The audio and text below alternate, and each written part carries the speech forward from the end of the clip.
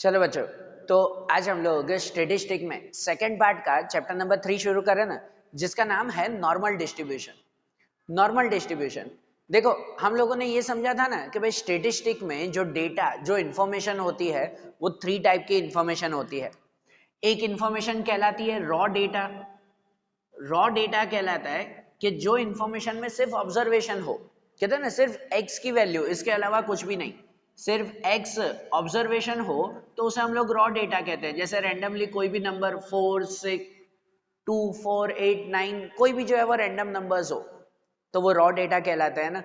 इनके अलावा दूसरी एक इंफॉर्मेशन आती है जिसे हम लोग कहते हैं डिस्क्रीट डेटा।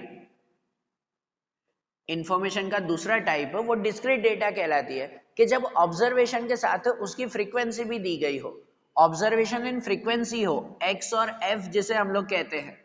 आता था ना ऐसे पहले कि भाई ऑब्जर्वेशन 2 4 8 9 या उनकी फ्रीक्वेंसीज हम लोग कहते थे कि भाई कोई भी रैंडम नंबर्स 3 8 10 6 कोई भी, तो ऐसा डेटा क्या कहलाता? डिस्क्रीट डेटा कहलाता।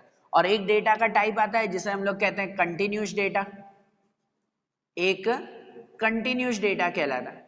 कंटिन्यूस डेटा वो ना कि जिसमें जो है वो इंफॉर्मेशन क्लासिफाइड हो, क्लास में दी गई हो, अलग अलग क्लास, जैसे कि 10 to 20 20 to 30 30 to 40 ऐसे क्लास, या उनकी फ्रीक्वेंसी 3 6 8 या जो भी हो, तो ऐसा डेटा क्या कहलाता है? कंटिन्यूस डेटा कहलाता है। हम लोगों ने स्टैटिस्टिक में जो आगे के चैप्टर्स देखे ना, चैप्टर 1 देखा था, उसमें बेसिक प्रोबेबिलिटी की थियरी हमने समझी थी। चैप्टर 2 में random variable and discrete probability data, मतलब रॉ डेटा और डिस्क्रीट डेटा की प्रोबेबिलिटी कैसे ढूंढते हैं वो हमने समझा था। अब जो चैप्टर 3 हमें समझना है नॉर्मल डिस्ट्रीब्यूशन, वो नॉर्मल डिस्ट्रीब्यूशन की मेथड यूज होती है कंटिन्यूस डेटा की प्रोबेबिलिटी ढूंढने के लिए।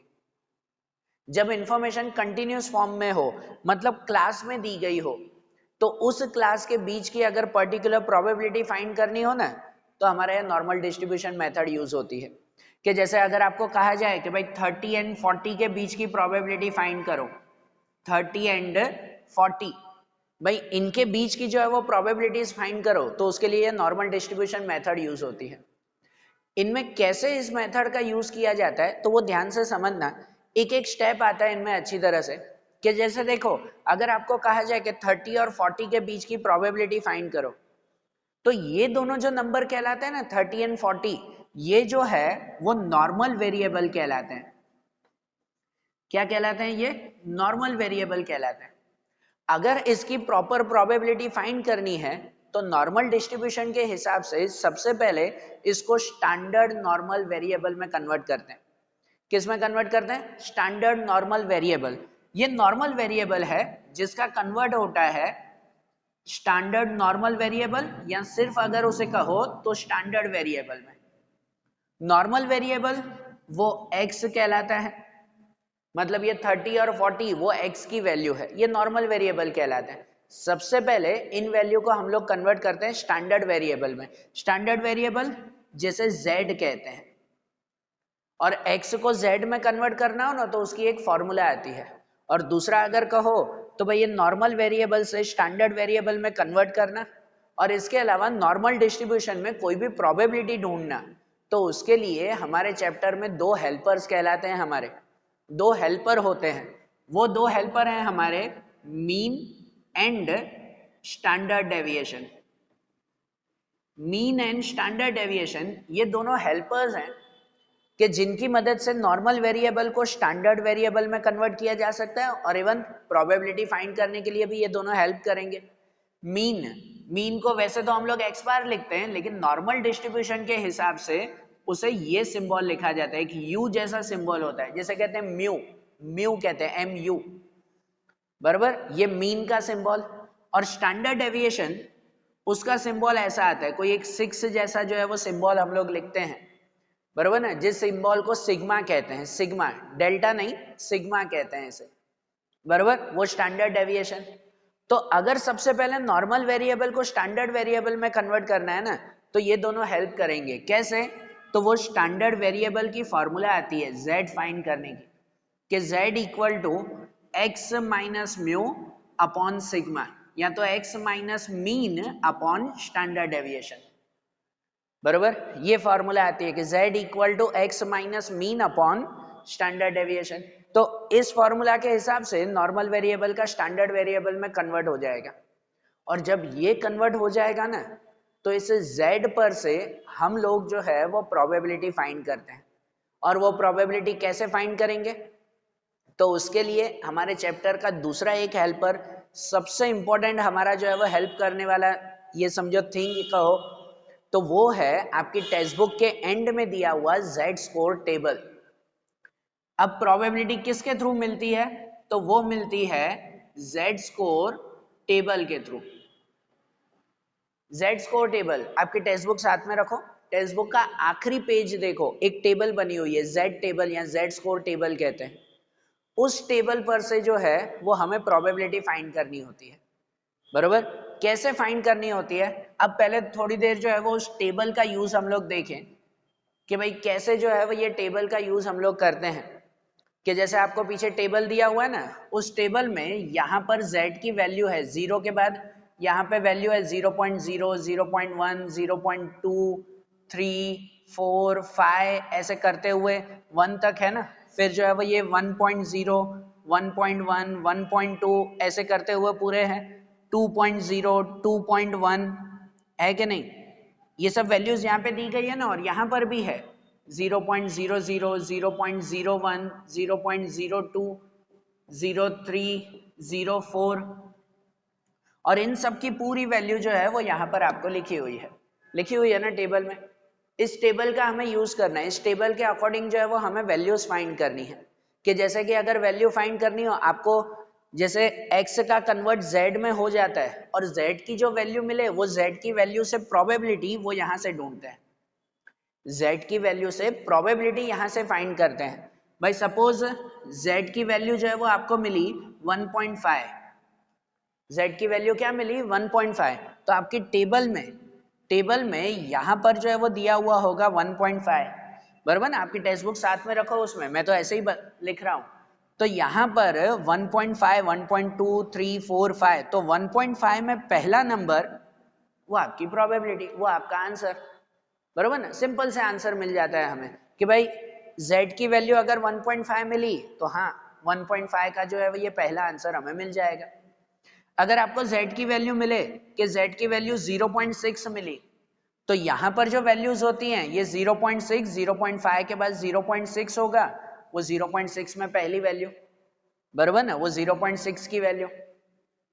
अब अगर सपोज z की वैल्यू जो है वो आपको मिलती है 1.34, 1.34, तो देखो इसमें ऐसे हम लोग चेक करते हैं कि जब पॉइंट के बाद पहला डिजिट हो ना, पॉइंट के बाद पहला डिजिट होता है वो डिजिट यहाँ पर चेक करते हैं, पॉइंट के बाद फर्स्ट डिजिट, और पॉइंट के बाद जो सेकंड डिजिट आएगा ना वो डिजिट यहाँ पर चेक होगा आपका, बराबर ना। पॉइंट के बाद फर्स्ट डिजिट यहाँ पर, सेकंड डिजिट यहाँ ऊपर चेक होता है। हमेशा z की वैल्यू पॉइंट के बाद 2 डिजिट तक ही रहेगी। अगर सम करते वक्त तो पॉइंट के बाद 3 या 4 डिजिट हो तो उसे हम 2 डिजिट में कन्वर्ट कर देते हैं, आता है ना हमें, बराबर ना, कि भाई उसे राउंड फिगर करके 2 डिजिट में कन्वर्ट कर देंगे। अब सपोज 1.34 की वैल्यू ढूंढनी है ना, तो 1.3 पहले 1.3 यहाँ पे, ये होगा 1.2 के बाद 1.3, वो 1.3 में यहाँ पर 4 की वैल्यू, ये 4 की वैल्यू यहाँ पर होगी 1.3 में 4, तो उसकी जो वैल्यू यहाँ पर मिले ना आपकी टेबल में देखो, उसकी जो वैल्यू वहां पर मिलेगी वो इसका आंसर 1.34। समझ आ रही है बात है, बरोबर ना। वो टेबल आपको याद नहीं करना है, एग्जाम में भी आपको ये पेज दिया जाएगा, ये पेज आपको एग्जाम में दिया जाएगा, ये पूरा का पूरा टेबल याद करने की जरूरत नहीं है, इसके हिसाब से ही जो है वो हमें प्रोबेबिलिटी फाइंड करनी है। समझ आ रहा है, z की वैल्यू इस टेबल के थ्रू कैसे फाइंड करते हैं पता चल रहा है ना। अगर सपोज z की वैल्यू आपको दी गई है 2.75, तो कैसे ढूंढते हैं 2.7, पहले 2 नंबर मतलब पॉइंट के बाद पहला नंबर वो यहाँ चेक करते हैं, 2.7 यहाँ पे चेक करते हैं, आपकी लाइन में होगा टेक्स्ट बुक में देखो 2.7 एंड 5, तो 2.7 और 5 यहाँ पे 0.05 होगा ना, तो 2.7 एंड 5 वहां जो नंबर मिलता हो वो 2.75 का आंसर। समझ आ रही है बात? बराबर ना? तो ऐसे सिंपल टेबल पर से फाइंड कर सकते हैं ना, बराबर। और देखो जब x को z में कन्वर्ट करते हैं ना, तो x की एक वैल्यू नहीं, दो वैल्यू होती है। दो वैल्यू को हम लोग z में कन्वर्ट करते हैं। भाई जैसे 30 और 40 के बीच की प्रोबेबिलिटी ढूंढनी है, तो 30x की वैल्यू है वो भी z में कन्वर्ट होगा इसके हिसाब से, ये दोनों हेल्पर के हिसाब से, ये फॉर्मूला के हिसाब से। 40 है, 40x है, उसको भी z में कन्वर्ट होगा इसके हिसाब से, यही फॉर्मूला के हिसाब से। तो z की दो वैल्यू मिलेगी ना, मिलेगी ना दो वैल्यू, z की दो वैल्यूज मिलेगी। वो दोनों वैल्यू का आंसर यहां से फाइंड करना है और उन दोनों वैल्यू का प्लस या माइनस करना है। उन दो वैल्यूज का प्लस या तो माइनस करना है। अब कब प्लस कब माइनस करना है वो सम के हिसाब से, और उसके साथ सम में एक ग्राफ बनाना पड़ता है, एक बेल शेप ग्राफ बनाना पड़ता है। उस ग्राफ के हिसाब से जो है वो हमें पता चलता है, बरोबर ना। z की दो वैल्यूज मिलेगी, उन दोनों वैल्यू का प्लस और माइनस करना है। कब और कैसे प्लस और माइनस करना है वो ग्राफ के हिसाब से हमें पता चलता है। आपका जो ग्राफ होता है ना, इसे जो है वो नॉर्मल कर्व कहते हैं, नॉर्मल कर्व, नॉर्मल डिस्ट्रीब्यूशन का कर्व। ये बेल शेप ग्राफ बनता है जिस ग्राफ में बिल्कुल बीच में जो है वो जीरो, इस साइड प्लस वाले नंबर 1 2 3 4 5 6 करते हुए प्लस इनफाइनाइट तक आखिरी में लिखते हैं, प्लस इनफाइनाइट। ये जो ग्राफ होता है ना वो कभी भी यहाँ लाइन से टच होकर नहीं आता। ये ग्राफ हमेशा यहाँ पर बनाते हैं, ये नीचे की लाइन और ऊपर की लाइन ऊपर इससे अलग, क्योंकि टच नहीं होता, यहाँ एंड नहीं है, वो इनफाइनाइट तक ये कर्व चलता रहता है। प्लस इनफाइनाइट लिखते हैं। जीरो से इस साइड माइनस की वैल्यू आती है, हम लोग नंबर लाइन बनाते हैं ना, जीरो के बाद 1 2 3 4 प्लस में, यहाँ -1 -2 -3 माइनस में, कहाँ तक? तो माइनस इनफाइनाइट तक, बरोबर। अब समझो z की अगर दो वैल्यू मिली, एक z की वैल्यू मिली समझो 1.5 प्लस में, एक z की वैल्यू मिली 2.75, तो 1.5 कहाँ पे आएगा? ये 1 और 2 के बीच में। वो अंदाजे से बनाते हैं सम के हिसाब से, कोई फिक्स स्केल लेकर 1.75 लेने की जरूरत नहीं है। 1.5 समझो यहाँ पे 2.75, तो समझो 2 और 3 के बीच में आएगा 2.75, और इन दोनों के बीच का हमें ये एरिया ढूंढना होता है जो मैं डार्क कर रहा हूं यहाँ पे, बरोबर। ये मैं डार्क कर रहा हूं, वो जो है वो एरिया फाइंड करते हैं। भाई इसका एरिया या इसकी प्रोबेबिलिटी कहलाती है। भाई 1.5 समझो, 30 को हमने कन्वर्ट किया तो उसका आंसर 1.5 आया, 40 को कन्वर्ट किया तो उसका आंसर 2.75 सपोज। तो ग्राफ बनाते हैं, ग्राफ बनाकर उसमें ये 1.5 और 2.75 इन दोनों के बीच की प्रोबेबिलिटी ढूंढनी है ये। तो इसमें जो है वो इन दोनों की z की वैल्यू जो z टेबल पर से मिलेगी उनका प्लस माइनस करेंगे। कैसे करेंगे? अगर सपोज हमें बीच की खाली इतनी वैल्यूज फाइंड करनी है ना, सिर्फ इतनी वैल्यू, तो कैसे करते हैं? पीछे जो भी आंसर दिया हुआ होता है ना आपको ये z स्कोर टेबल में, वो z स्कोर का आंसर हमेशा जीरो से शुरुआत होकर होता है। हमेशा उसका आंसर कैसे होता है? जीरो से शुरुआत होके। तो अगर हमें इतनी प्रोबेबिलिटी ढूंढनी है तो हम जीरो से 2.5 का 2.75 का आंसर ढूंढ लेंगे, होगा ना। जीरो से 2.75 वो पूरा आंसर, और उसमें से स्टार्टिंग का जीरो से 1.5 का आंसर माइनस कर देंगे। एंड तक 75 का आंसर ढूंढ के स्टार्टिंग का 1.75 मतलब ये खाली जगह माइनस कर देंगे, पूरे में से आगे की खाली जगह माइनस, तो बाकी का ये मिल जाएगा ना हमें ब्लैक पार्ट। समझ आ रही है बात? है बरोबर ना, ये हिस्सा मिल जाएगा कि नहीं हमें। तो इस तरह से ये फाइंड किया जाएगा ना। अभी तो मैं ऐसा ओरली और मिक्स होके समझा रहा हूं, बाकी जब हम सम करेंगे तब जो है वो पता चलेगा। और हर सम में कैसे होता है, अगर पर्टिकुलर स्टेप कहूं ना, तो हर सम में आपको x की वैल्यू होती है। वो x की वैल्यू मतलब जो नॉर्मल जो है वो वेरिएबल होता है, उस x की वैल्यू को सबसे पहले कन्वर्ट करते हैं z की वैल्यू पर, x को z में कन्वर्ट करते हैं, ये स्टेप बता रहा हूं।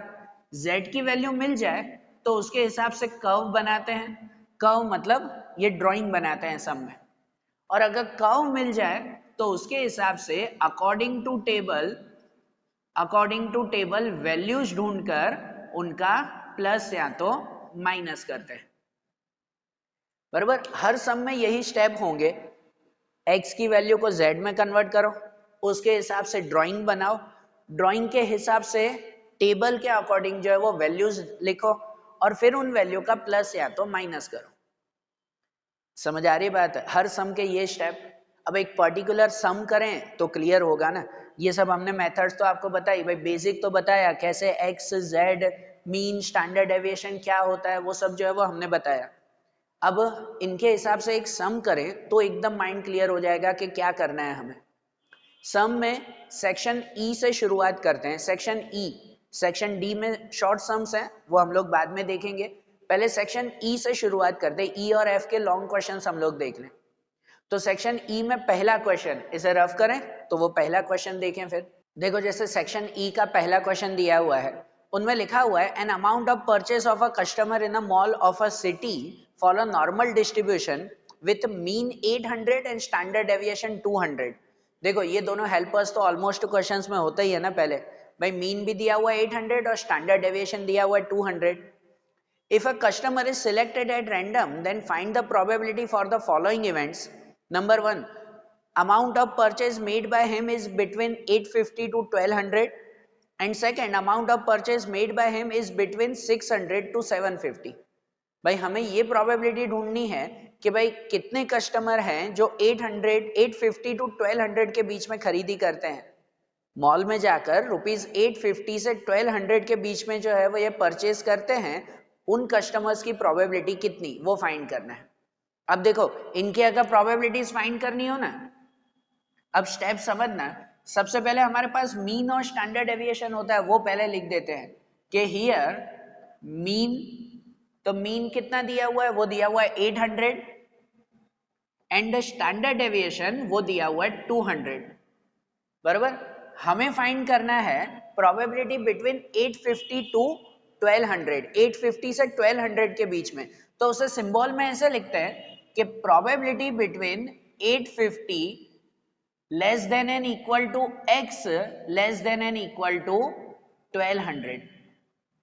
बराबर, ये सिंबल में लिखा जाता है कि हमें प्रोबेबिलिटी 850 से 1200 के बीच में लिखनी है। ये सिंबल ध्यान नहीं रखना, 850 उससे ज्यादा x उससे ज्यादा 1200, भाई इनके बीच की हमें प्रोबेबिलिटी फाइंड करनी है। समझ आ रही है ना बात? ये सिंबल में लिखा जाता है। यहाँ x पहले लिखा जाता है क्योंकि ये दोनों नॉर्मल वेरिएबल हैं, 850 और 1200 नॉर्मल वेरिएबल है। सबसे पहला स्टेप सम में क्या करते हैं कि इस नॉर्मल वेरिएबल को स्टैंडर्ड वेरिएबल में कन्वर्ट करते हैं।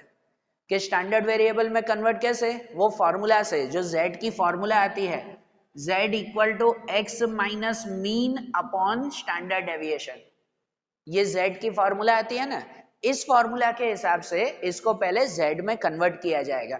यहीं पर ही देखो कोई कोई जो है वो टीचर्स ऐसे करवाते हैं कि इनको अलग से स्टेप्स लिखकर और जो है वो उसे z में कन्वर्ट करवाते हैं, तो भी सही है। मैं डायरेक्टली इसी में ही करवाऊंगा, यही ब्रैकेट के अंदर ही डायरेक्टली जो है वो इसको z में कन्वर्ट कर देंगे तो भी ठीक है। पहला स्टेप x को z में कन्वर्ट करो, तो यहीं पे ही लिखते हैं प्रोबेबिलिटी ऑफ, बड़े ब्रैकेट में लिखेंगे भाई z की फॉर्मूला क्या है, x minus mean upon standard deviation. तो x पे ये लिखा जाएगा यहाँ 850 माइनस मीन उसका 800 अपॉन स्टैंडर्ड डेविएशन, तो स्टैंडर्ड डेविएशन 200।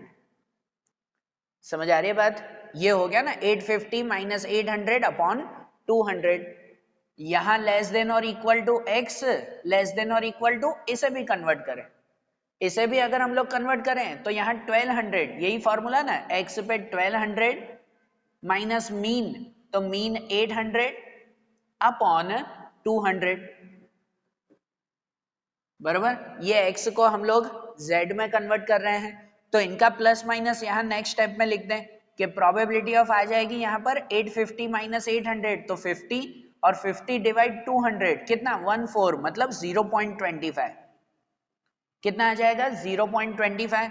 0.25 लेस देन और इक्वल टू z। अब यहाँ x नहीं लिखेंगे, अब क्या लिखेंगे z, क्योंकि पहले ये नॉर्मल वेरिएबल था, अब वो स्टैंडर्ड वेरिएबल में कन्वर्ट हो गया कि अब z लिखा जाएगा। 0.25 लेस देन और equal to z, less than और इक्वल टू, इनका कैलकुलेशन 1200 माइनस 800 400 डिवाइड 200, तो 2, 0.25 टू 2, ये आ गया ना, x को z में कन्वर्ट किया, अब जो z में कन्वर्ट हो जाए तो उसके बाद दूसरा स्टेप करते हैं कि इसके अकॉर्डिंग ग्राफ बनाते हैं, नॉर्मल कर्व बनाते हैं, बराबर ना। ये वैल्यू के हिसाब से नॉर्मल कर्व बनाए, तो यहाँ पे लिखेंगे according to value, according to value अगर कर्व बनाया जाए तो यहां पर ये कर्व बनेगा बिल्कुल बीच में 0, यहां आएगा प्लस इनफाइनाइट, यहां आएगा माइनस इनफाइनाइट। ये दोनों वैल्यू रखते हैं कि 0.25 प्लस में ही मिला ना, यहां इनका जो माइनस किया तो प्लस 0.25 ना, तो प्लस 0.25 किस साइड आएगा, प्लस साइड आएगा ना। जीरो के थोड़े ही बाद अंदाजे से लगाते हैं, कोई फिक्स स्केल से 0.25 लेने की जरूरत नहीं है, अंदाजे से जीरो के बाद यहाँ पे आएगा ना कुछ 0.25, ये मैं लिख दूं 0.25, और 2, तो 2 कहाँ पे आएगा, ये भी प्लस में है, वो भी प्लस साइड ही आएगा, तो प्लस साइड आएगा मतलब यहाँ पे समझो 2 लिख दें, है ना, 0.25 से थोड़ा सा दूर ये 2, तो हमें जो प्रोबेबिलिटी ढूंढनी है वो 0.25 से 2 के बीच में ढूंढनी है, तो 0.25 से 2 के बीच में जो ढूंढना है ना, तो उसमें शेड कर दिया करो कि भाई हमें जो है वो ये प्रोबेबिलिटी फाइंड करनी है, किसकी, तो 0.25 से 2 के बीच में, समझ आ रही है ना बात, उसे हम लोग शेड कर देंगे कि हाँ भाई इतना हिस्सा हमें ढूंढना है। तो अब इतना हिस्सा ढूंढने के लिए जो पीछे z स्कोर टेबल है ना आपकी, जो पीछे z स्कोर टेबल है उनमें से ये दोनों की वैल्यू तो मिल जाएगी आपको, 0.25 की वैल्यू भी मिल जाएगी और 2 की वैल्यू भी मिल जाएगी, लेकिन मेन ये है कि उन दोनों वैल्यू का प्लस करना है कि माइनस, वो ग्राफ पर से हम लोग डिसाइड करते हैं, वो ग्राफ पर से डिसाइड होता है। अब कैसे डिसाइड होता है, तो वो ध्यान दिया करो, कोई भी वैल्यू की शुरुआत 0 से ही होती है, किसी की भी शुरुआत कहां से होगी, 0 से। अब इतना हिस्सा अगर हमें ढूंढना है ना बीच का, तो हमेशा पहले आखिरी तक चले जाया करो कि पहले 0 से 2 तक की वैल्यू ढूंढ लेंगे, 0 से 2 तक का ये पूरा हिस्सा मिल जाएगा, और उसमें से ये आगे की 0.25 की वैल्यू माइनस कर देंगे। ये पूरा हिस्सा अगर मिल जाए, समझो ये पूरा हिस्सा यहां तक, उसमें से आगे का हिस्सा 0 से 25 तक का हिस्सा माइनस कर दें, तो बाकी का ये हिस्सा मिल जाएगा ना, मतलब ये पार्ट मिल जाएगा कि नहीं, बराबर ना। तो वो यहां पे लिखेंगे हम लोग, यहां पे लिखेंगे according to Z score table, ये सेंटेंस खास लिखना कि हम जेड स्कोर टेबल पर से लिख रहे हैं, सही बात है ना, कि पीछे टेबल का यूज करके फिर वैल्यू लिख रहे हैं, ऐसा नहीं कि आसपास के स्टूडेंट में से देख के हमने एग्जाम में लिखा है, हाँ भाई टेबल में से देख कर लिखा है, तो इसीलिए ये सेंटेंस खास लिखा जाता है, क्या भाई, according to Z score table, कि हमें जो प्रोबेबिलिटी ढूंढनी है, प्रोबेबिलिटी बिटवीन 0.25 z टू 2, और उसमें सीधा प्लस माइनस कर दो, कितने यहाँ पर भी चलो सेंटेंसेस लिखवाते हैं, मैं भी लिखवाता था, पर सिंपल अगर करना हो तो डायरेक्ट जो है वो वैल्यूज लिख दो चलेगा, कि हमें खाली ग्राफ के हिसाब से पता चल गया ना क्या ढूंढना है, पहले 0 से 2 तक की वैल्यू ढूंढनी है। तो आपका जो पीछे ग्राफ है ना, जो पीछे टेबल दिया हुआ है, ग्राफ नहीं टेबल, तो उसमें 0 के बाद 0.0, 0.1, 0.2 ऐसे सब दिया हुआ है, उसमें वैल्यू है 2.0, हमें पहले 0 से 2 तक की वैल्यू ढूंढनी है, मतलब समझो खाली 2 की वैल्यू ढूंढनी है, तो 2 की वैल्यू पीछे 2.0, तो 2.0 में आगे कोई नंबर है, मतलब 2.0 के बाद कुछ 1 या कुछ दिया हुआ है नहीं ना, तो बस 2.0 की पहली वैल्यू कितनी आ रही है, आप टेबल में चेक करो, उसकी पहली वैल्यू आ रही है 0.4772, बिल्कुल वो याद करने की जरूरत नहीं है, सीधा आप टेबल से देख सकते हो, टेक्स्ट बुक के पीछे जो टेबल है, तो 2 की वैल्यू पहले कितनी आ रही है 0.4772, ये 2 की वैल्यू मिल गई, और उसमें से आगे इतनी वैल्यू जो खाली जगह है वो 0 से 25 की वैल्यू माइनस करे ना, तो आपको पीछे वैल्यू ढूंढनी है 0.25 की,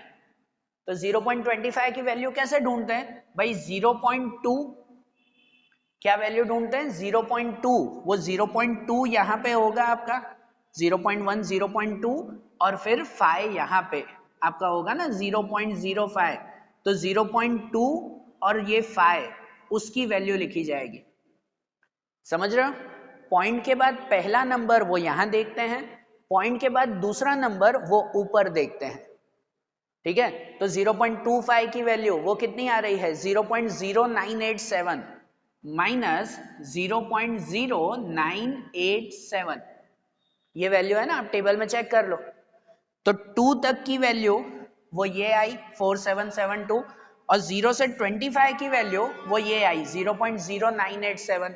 इन दोनों का आप माइनस करें तो माइनस आ जाएगा भाई यहाँ पर 5, यहाँ आएगा 8, 7 एंड 3, तो 0.3785, 0.3785 ये हमारा आंसर, ये प्रोबेबिलिटी मिल गई हमें, बराबर ना। हाँ, ये फाइनल आंसर, मतलब हमें जो प्रोबेबिलिटी फाइंड करनी थी आखिरी में लिख देंगे कि प्रोबेबिलिटी बिटवीन 850x टू 1200, 850 से 1200 के बीच की प्रोबेबिलिटी ढूंढनी थी, वो कितनी आ जाएगी 0.3785, ये हमारा आंसर।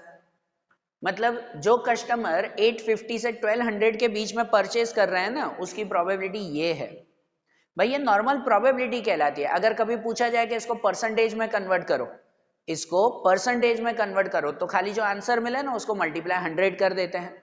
अब इसी को मल्टीप्लाई 100 कर दो, क्या आ जाएगा 37.85%, 37% ना। इसका मतलब ये बात होती है कि जितने लोग परचेज कर रहे हैं ना 850 से 1200 के बीच में, भाई 37% ऐसे लोग हैं जो इतने रुपए के बीच में परचेज करते हैं। समझ आ रही है बात? ये मिल गई ना प्रोबेबिलिटी, सिंपल सा स्टेप। हाँ, पहले x को z में कन्वर्ट करो, उसके हिसाब से ड्रॉ करो, ये कर्व बनाओ और कर्व में खाली डिसाइड करो किसका प्लस माइनस करना है। अब जैसे इसी क्वेश्चन में पहला किया ना, अब जो है वो सेकंड वाला क्वेश्चन भी देखें, वही फर्स्ट में ही सेकंड भी है, amount of purchase made by him between 600 to 750, same ऐसे ही करना है। 850 से 1200 था, अब उसमें है 600 से 750 के बीच में परचेज करना, तो वो भी समझे ना वैसे ही। तो सेकंड में जैसे 600 टू 750 के बीच में फाइंड करना है ना, तो उसको भी ऐसे लिखा जाए ना भाई, मीन और स्टैंडर्ड डेविएशन तो वही है। अब लिखना है कि प्रोबेबिलिटी बिटवीन 600x टू 750, 600 से 750 के बीच की प्रोबेबिलिटी, तो इनके बीच की प्रोबेबिलिटी सम वैसे ही करें। सबसे पहले इसको क्या कन्वर्ट करें हम लोग, z में कन्वर्ट करें, यहीं पर ही कन्वर्ट करें उसी फॉर्मूला से।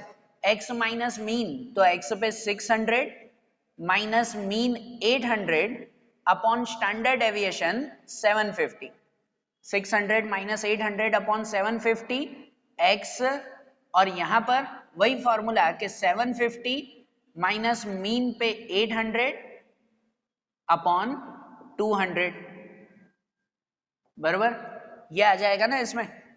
ये जो वैल्यू मिली, तो इनका अगर प्लस माइनस करें भाई 600 माइनस 800 तो माइनस 200 होगा, और माइनस 200 अपॉन 200, हाँ यहाँ पर यही लिखा जाएगा ना 200, स्टैंडर्ड डेविएशन मैंने 750 लिख दिया, तो 600 माइनस 800 माइनस 200 अपॉन माइनस 200, तो -1 होगा, -1 z, अब z लिखा जाएगा कि ये z में कन्वर्ट हो गया, एंड यहाँ पे 750 माइनस 800 तो -150, एंड -150 अपॉन -50 अपॉन 200, तो -0.25 होगा फिर तो, बराबर, -0.25 ये वैल्यू मिली। अब ये माइनस में, पहले वाली प्लस में मिली थी, तो अकॉर्डिंग टू वैल्यू अगर हम लोग ग्राफ बनाए, ये नॉर्मल कर्व बनाए उसी तरह से कि भाई यहाँ पर 0, इस तरफ प्लस इनफाइनाइट, इस तरफ माइनस इनफाइनाइट, अब वैल्यू -1 और 0.25 है, तो इनमें से 0.25 पहले आएगा ना।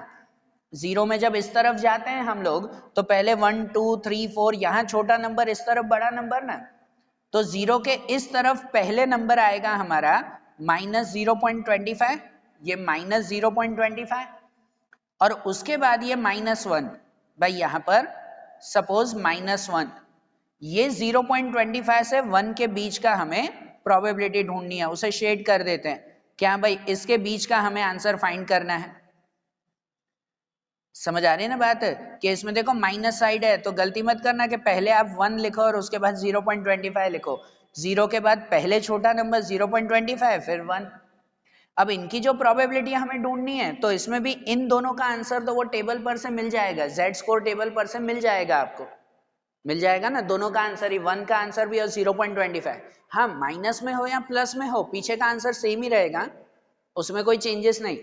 जेड स्कोर टेबल पर से आप भले -1 लिखो या +1 लिखो, जो यहाँ पे आपका आंसर होता है ना 1.0, वो 1.0 -1 हो तो भी 1.0 का ही आंसर, +1 हो तो भी 1.0 का ही आंसर। 0.25 है तो प्लस 0.25 हो तो वही 0.2 और 5, माइनस में हो तो भी वही आंसर आएगा, वरना खाली ये तो ग्राफ में इस तरफ जाता है, टेबल की वैल्यू तो प्लस या माइनस सेम ही रहेगी। तो अब इसमें अगर ये बीच का ये पोर्शन फाइंड करना है तो कैसे ढूंढेंगे, हमेशा 0 से शुरू करते हैं, 0 से 1 तक का आंसर, मतलब पहले 1 का आंसर ढूंढ लेंगे, 1 का आंसर मिलेगा मतलब 0 से 1 तक का आंसर मिलेगा, उसमें से आगे का 0 से 25 का आंसर माइनस कर देंगे, पूरे में से अगर इतना खाली पार्ट माइनस कर दें तो बाकी की ये प्रोबेबिलिटी हमें मिल जाएगी ना, समझ आ रही है ना बात है। तो यहां पर लिखेंगे हम लोग कि अकॉर्डिंग